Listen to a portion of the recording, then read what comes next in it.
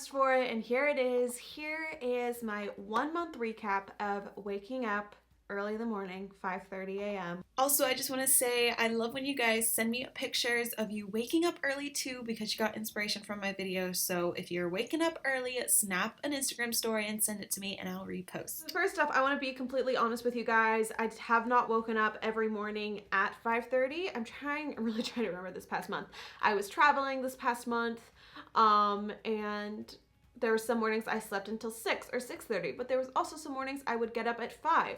So what I've been doing on the days that I am getting up earlier, I've decided to wake up a little earlier than 5:30, like 5:25 a.m. But here are a few things that I still learned.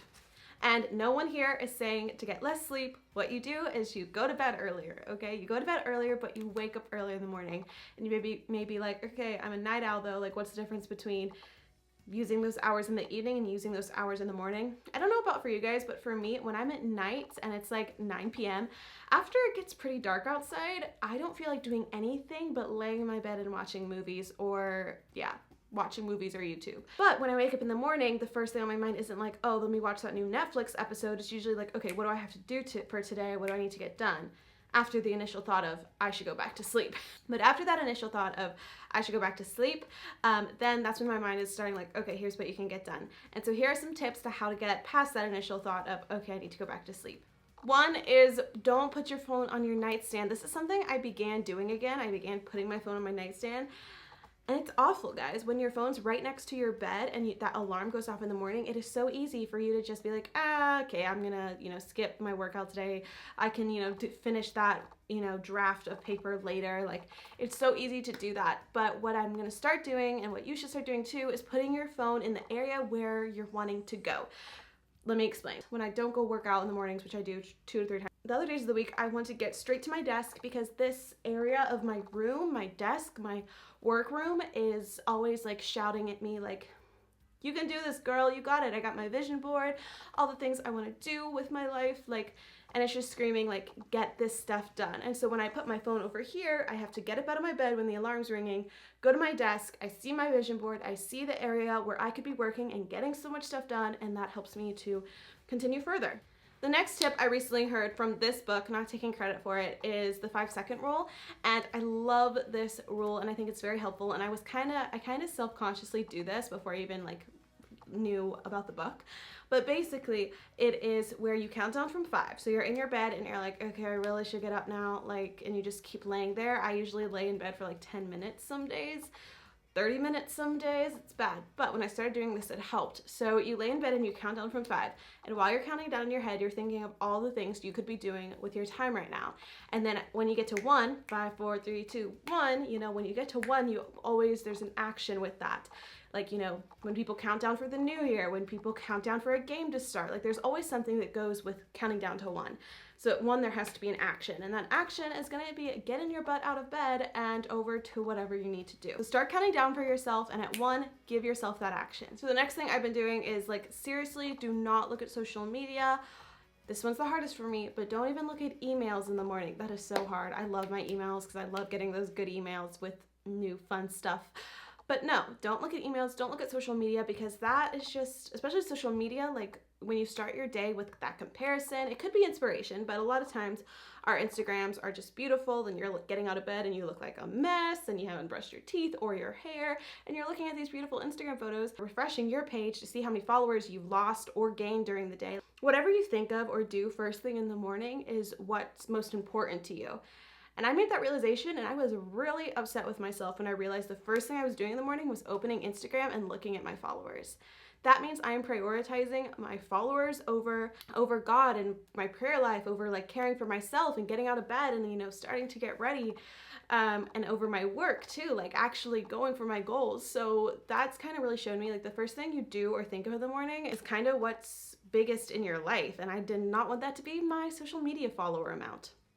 Another thing you can do to kind of get ready and go is have your goals written out and put them on your bedside table. So when you're getting up, so go turn off your alarm, which is across your room or in another room. You're looking at those goals on the way there. You're rereading them every morning. I need to start doing this because my goals are in my book and I look at them a few times a month. I want to start looking at them once a week at least, if not every day. The reason at the new year we wrote down our goals was to be reminded of them, because if you're not reminded of your goals, you're not going to reach them because you don't know what they are. It's that simple. So by reading them every day and reminding yourself that the reason you're getting up when everyone else is sound asleep, the reason you're getting up is because you're reaching for these goals. And to make more sense of that, think of it as this.